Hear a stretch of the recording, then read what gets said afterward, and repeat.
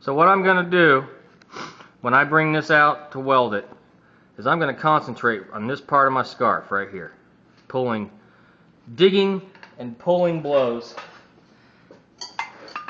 As you forge weld this, you want to dig and pull just the end of that scarf right there into your thicker stock, okay, on both sides. What you want to do is you want to 4 or 5 blows here, get it stuck, flip it over real quick, do 4 or 5 blows here and get it stuck, then you can flip it back over and work your scarves in. Okay, as I'm doing this, after I get my first welding heat, if I see any line left, I made a mental note to that in my head before I flux it and put it back in, that the next time when I bring it out for the second weld, I'm going to concentrate on those areas that I could see after my first weld first. So I'm going to hit those first when I come out. But we want to concentrate just on this part. Forget about this part for right now. Concentrate just on this part, pulling this in with a digging, glancing back blow. Okay? A lot of guys miss their weld because they're overlapped. They don't overlap them enough. It's splitting apart as they're welding it. So I've got over a good inch of overlap there. So let's put it back in there and flux it. Got enough heat on them now to get them fluxed. So make sure they're together.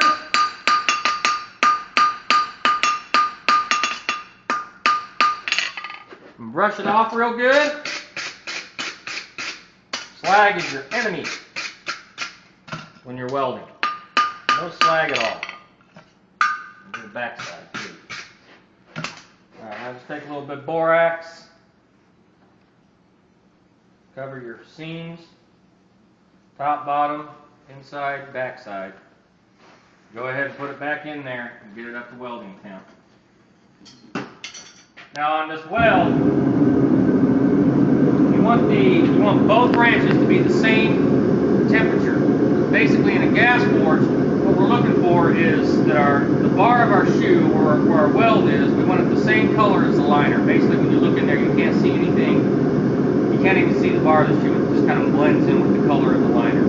So what I'm going to do, when I bring it out, like I showed you, I'm going to hit those scars 4 or 5 times to get them stuck on each side. Then I'm going to go back and work my scars to try to get my line hit. The shoe will be welded after the first heat.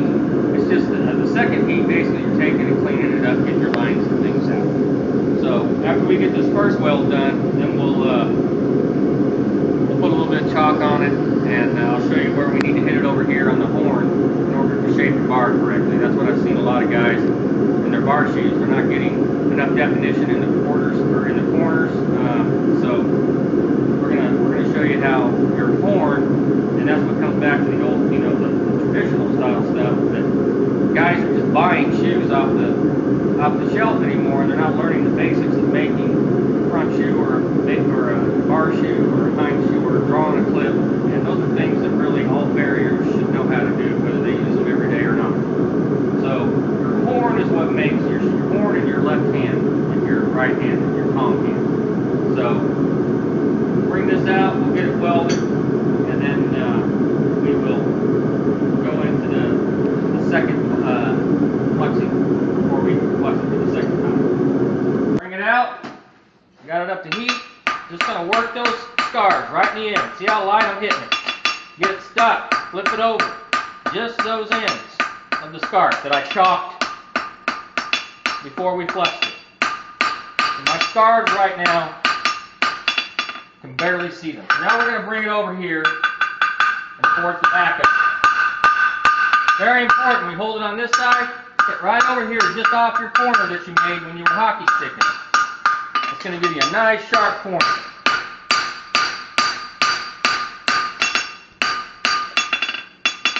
Same thing to the other side.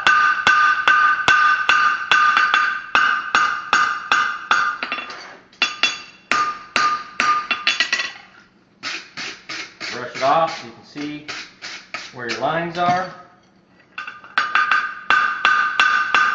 Over here, hold your shoe at an angle, forward those edges back down. You see how I'm always working with this over here, not over here. Always over here. If you do it over here, you're going to get your bar too wide from your frog plate to your corner. So always here. Halfway across.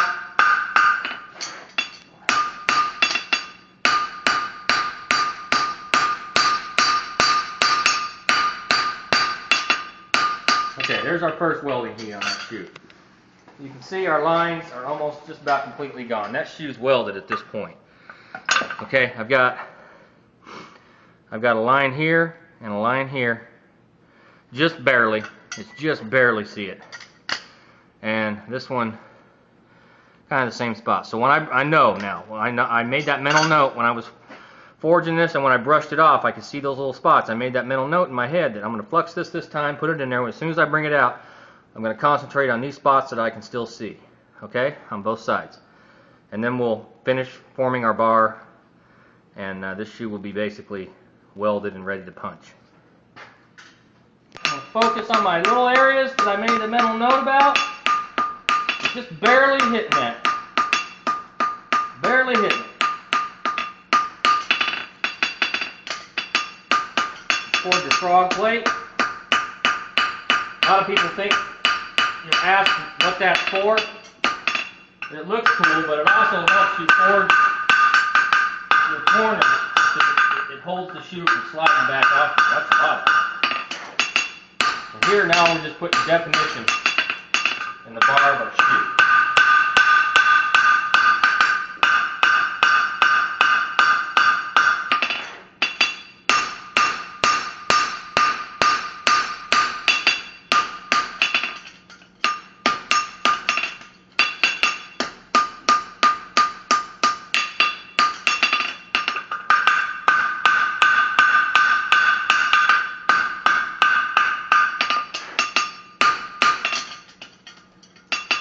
Now I'm going to flatten the whole shoe.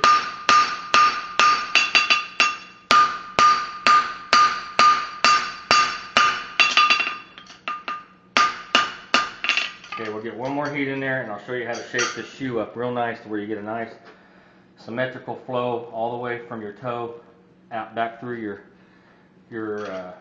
heels. Basically what we're going to do, we're going to take that shoe, hold it in there where it's tight, and we're going to work that all the way around from about just past the quarterback forward, all the way around where there's no daylight between your shoe and your horn. Work that around.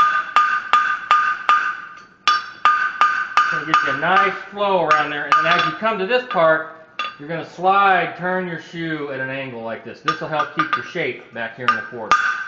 Okay? So what you want to do is all the way to the end. Okay? We're going to shape that up.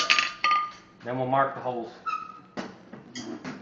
Half a good heat on here. Brush it off. So here I can see my bar shoe. So what I'm going to do is I'm going to hit right here to get me to flow around there a little bit more.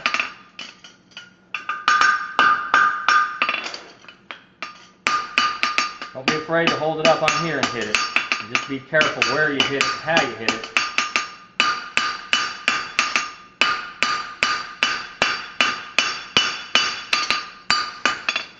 Okay, so now what we're doing is we're taking it through here.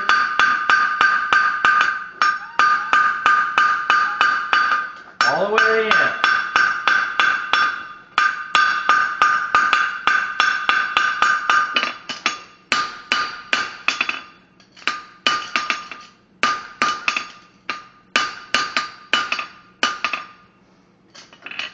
Alright, now what we want to do, we marked our center with the anvil devil before. Now, in order to mark our nail holes, we're going to want to put a center punch on there so that we can find center. So what we do is we're going to line our frog plate up with our toe, and we're going to put a center mark on it.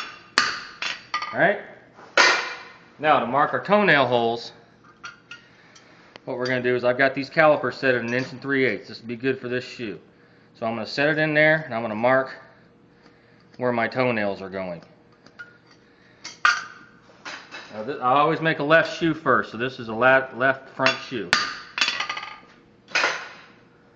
Now we're going to take our head stamp, and where our calipers has made the mark, we're going to mark our hole. Okay? That gets our holes about where we want them. Now you can go to the widest part of the shoe, which touches here. Remember, this is going to be the medial side, so I want to come just above the widest point, which is going to be around in this area right here. So we got our heel and toenail mark on there. Now you just want to come split the two. Real light on that one so that you can see if you got it in the center, and if you don't, when you adjust it, then you don't have that mark on there. So now we're going to do the same thing to this side. Make sure our toenail is through the anvil edge is through the toenail. Whichever part touches here is the widest part of my shoe, which would be right here. And that one should be a little bit further back than the medial side. Split the difference of the two. So now we've got a bar shoe that is ready to be punched. I'll go ahead and take one more heat on this, clean it up. I'm not going to punch the holes because we've already gone through that in the first video. So we'll just get it cleaned up, and you guys can get a final look at it and see that this bar has not had a rasp taken to it. It's all done with the hammer. So once you take a rasp to that, that'll clean up extremely nice. So, alright, normally I'd have my holes punched in this shoe by now. This is pretty much just a cleanup heat. Trying to get my nail holes lined up right. I've got a little too much bend there, so I'm going to come over here off the side with my hammer coming down, and that's going to narrow my toe.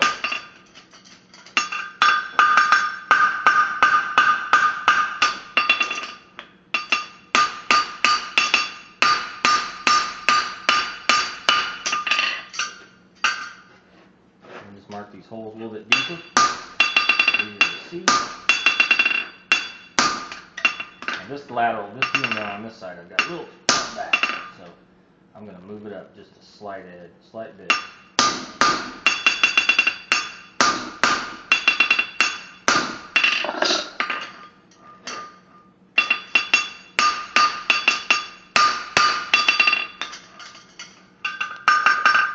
Remember, over here, not here, right here.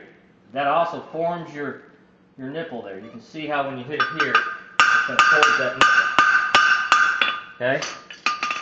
Also, if you get your bar too wide, you narrow it like this.